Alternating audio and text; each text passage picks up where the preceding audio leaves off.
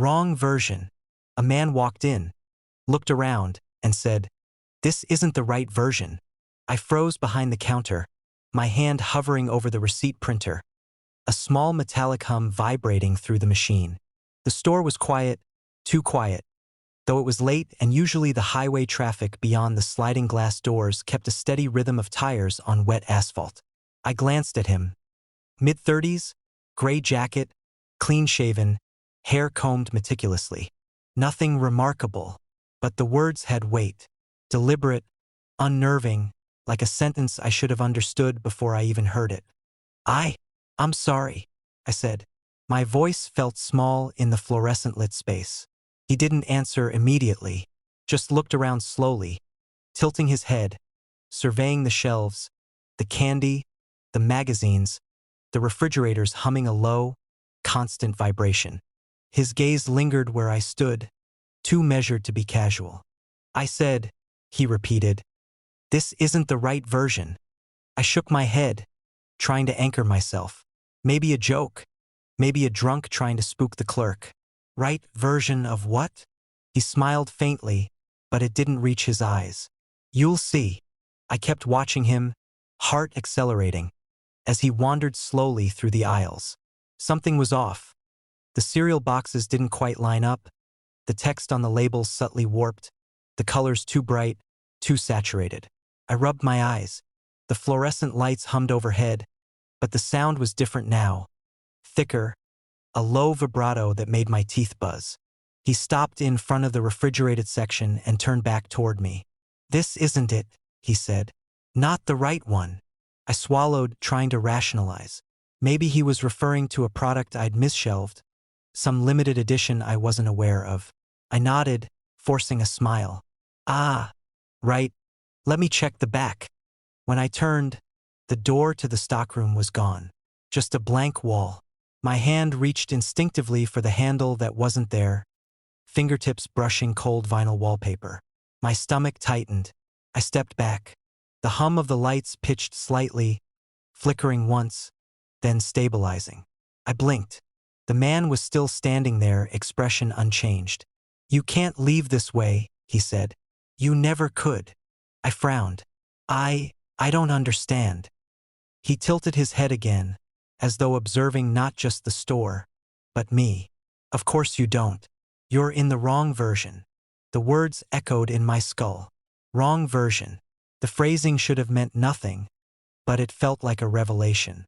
The hum of the lights thickened, almost tangible, and shadows along the shelves began to shift subtly. I saw a reflection in the glass refrigerator door. My own reflection, except my posture was wrong, slightly slumped, arms crossed in a way I hadn't assumed. I jerked back. I think you're mistaken," I said. My voice cracked. He shook his head slowly. "Mistaken? No. You don't know what's real, and that's the problem. You never were in the right one." The store itself felt different now. The aisles seemed longer, narrower, folding in on themselves. I walked down the candy aisle, trying to retrace my steps to the counter, and realized the layout had subtly shifted. The checkout was farther than I remembered, the shelves rearranged in ways I couldn't consciously notice until I turned. The fluorescent lights buzzed above, flickering in time with my heartbeat. "See?" he said, pointing vaguely at a rack of magazines. One cover I recognized, a celebrity smiling, was slightly altered. Her eyes were too large, the smile too perfect. I felt a prickle along my spine. I reached for it. It was real, tangible, the glossy paper cool and smooth beneath my fingers. But wrong. Just wrong. "I need to leave," I said, my voice shaking. I need to get out of here." He smiled again, thin and knowing. "Where would you go?" I spun toward the sliding glass doors. They were there, the silver tracks reflecting the fluorescent glow. Relief flooded me, but when I tried to reach the handle, my reflection in the glass, just a fraction off, a millisecond delayed, showed me stepping forward and stopping. My own eyes blinked slowly, deliberately, in a way I hadn't. The door didn't open. The arrow pointing outside flickered in my mind, then vanished. I realized with a slow, sickening dread that the exit signs themselves were wrong. Every pointer, every emergency route map on the walls now seemed to twist subtly, guiding me not out but deeper in. I tried to map the space, to memorize the aisles and shelves. Nothing stayed consistent. Each turn led me to the same places, but altered. Aisles longer, shelves higher, walls subtly angled, as if the room was breathing, folding inward. The man followed silently, never more than a few steps behind. Each time I turned, he was there, observing, patient. "You're confused," he said softly, "and you'll stay confused. That's the nature of this version." I stumbled into the back corner of the store, a section I had never noticed before, past a freezer humming too low to register at first. The walls seemed closer here, the ceiling lower. Shadows coiled in corners, angles misaligning with physics. I tried to touch the shelves. Fingers brushed objects I didn't remember seeing before. Cans stacked perfectly, labels slightly askew, plastic jars glimmering as though wet. I turned back. The man's reflection wasn't in any glass, any shiny surface. And yet I felt him there, somewhere beyond perception, guiding, judging, confirming the wrongness. I tried again to reach the exit. Every turn, every hallway seemed to double back on itself. The fluorescent lights stuttered. The hum grew sharper, vibrating through the floor tiles. Objects shifted subtly if I didn't look directly at them. A pack of gum slid an inch closer to the edge of the shelf. A magazine turned to reveal a different cover than the one I had observed seconds ago. "You've been here before," he said quietly, almost conversational. "Just not in the right one." I laughed nervously. "I don't understand." "No," he said, "and that's the point." The realization hit me in the pit of my stomach. I had been navigating a place I thought familiar, yet every element, light, reflection, object placement, betrayed me. This wasn't merely a store. It wasn't merely a late-night shift. I was trapped in a version, a layer, a reality slightly skewed, warped to guide me somewhere I could not define. And he, the visitor, the observer, was the only constant. I tried to move faster, but my legs felt sluggish, delayed. Each step echoed incorrectly, like my body was slightly out of sync with itself. The store's layout seemed to stretch impossibly, then fold, trapping me in endless loops of aisles and shelves. He followed, silent but present, a reminder that my awareness of the wrongness only confirmed it. I paused, breath coming in short, panicked bursts. The fluorescent hum peaked, then dipped, leaving only the ambient vibrations in the walls. I realized I couldn't leave. The exit signs pointed inward. The doors reflected versions of me that didn't exist. The man's words replayed in my head. "This isn't the right version." I understood now that there might be no right version for me, that I had never truly occupied the version of reality that made sense, that allowed for escape. The space around me, the store, the lights, the shelves, the reflections, was a cage subtly, elegantly built to disorient, to fragment perception, to remind me of my own wrongness. And he stood there, smiling thinly, waiting. I tried to speak, to demand answers. My voice caught in my throat. I realized he wasn't just guiding me.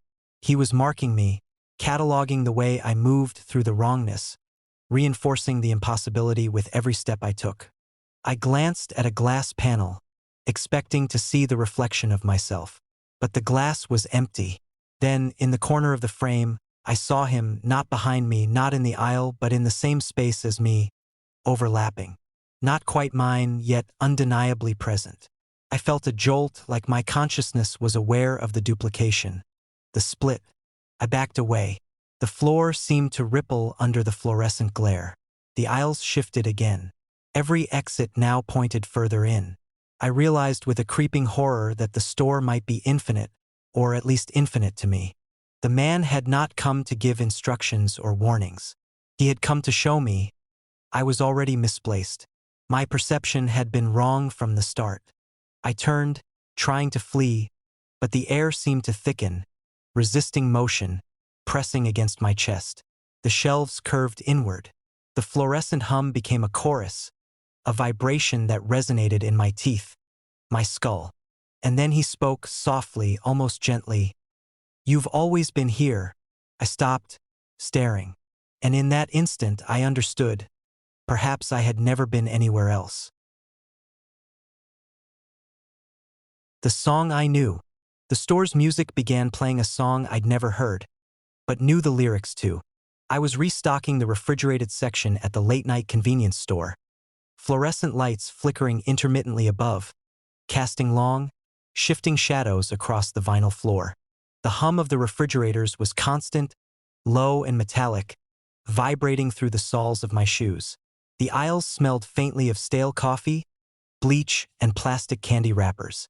It was quiet, too quiet, the kind of silence that sits heavy in the chest and makes every small noise impossible to ignore. And then it started. At first, I thought it was the radio feed from the old speaker system above the ceiling panels. A song, soft, faintly distorted, playing in a register that made the hum of the fluorescent lights seem almost musical in response. I glanced at the small stereo unit above the counter. The display flickered. No title, no artist, just static. The melody was slow, minor key, and familiar in the way that nightmares sometimes feel familiar, like the shape of a memory you can't place. The first lyrics whispered through the speakers. They were impossible. I had never heard this song before, yet I knew every word. Every syllable rolled through my mind with uncanny precision. The phrasing, the pauses, the inflections, all engraved into memory I didn't remember forming. I stopped moving. A carton of milk nearly slipped through my fingers. The vinyl floor under my shoes felt suddenly cold, too slick, and the hum of the refrigerators deepened, harmonizing with the song as if the store itself had become an instrument. I tried to shake it off. Maybe it was a familiar lyric from a childhood jingle, twisted by my imagination. But no, the lyrics were mine, or at least they felt like they were. Every line articulated thoughts I didn't consciously have. A sense of longing, fear, and a sorrow I couldn't explain. They pressed against the inside of my skull, intrusive, intimate, as though someone had written them specifically for me. I looked up. The aisles seemed slightly rearranged. A shelf that should have held candy now displayed cleaning supplies. The plastic wrappers on the floor reflected the flickering fluorescent lights in odd angles, elongating shadows unnaturally. I reached for a pack of gum. The wrapper felt normal, cold, and crinkly, but when I looked at the reflection in the glass cooler door, my movement lagged fractionally behind my action. My pulse quickened. The melody continued, each note warping slightly, bending the fluorescent hum into something more sinister, more deliberate. My own voice hummed along unconsciously as the lyrics stitched themselves to my memory. I tried to stop, to look away, but I couldn't. The song compelled me. It knew me. It remembered things I had buried or never consciously noticed. Corners of my apartment I never photographed. Words I had whispered in sleep.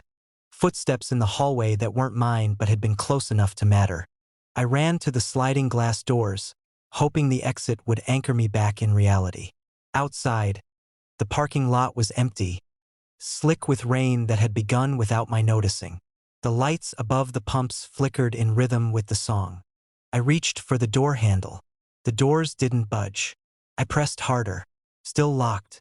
The song's lyrics intensified, layering with my heartbeat.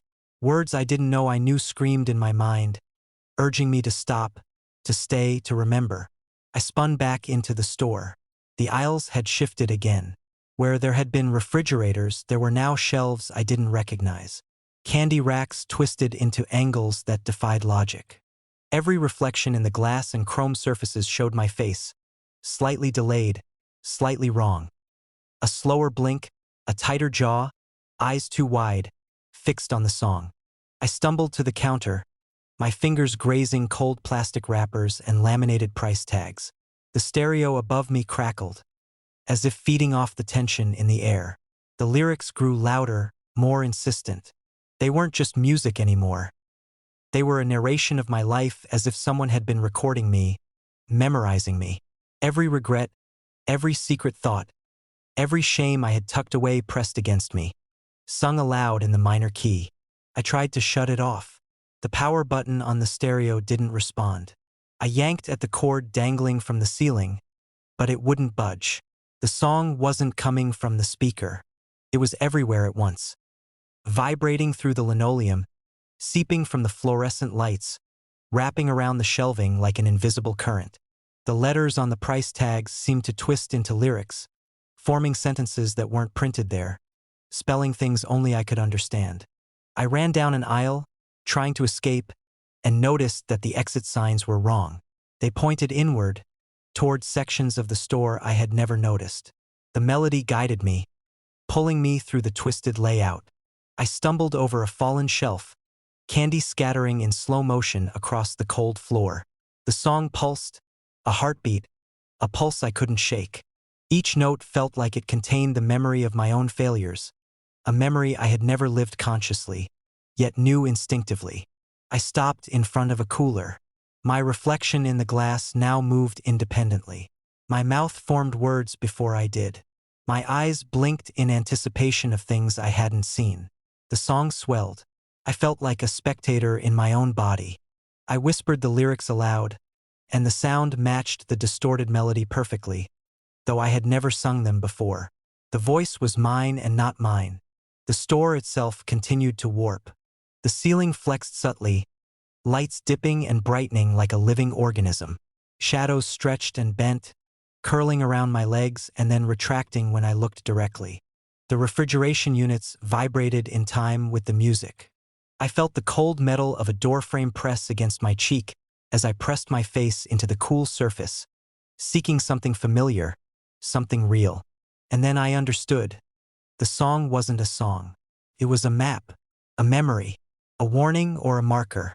It had been waiting for me, following me, stitching together fragments of my life I had never shared, never noticed, into a melody that could only exist to guide me here, to this exact moment. I ran to the sliding doors again.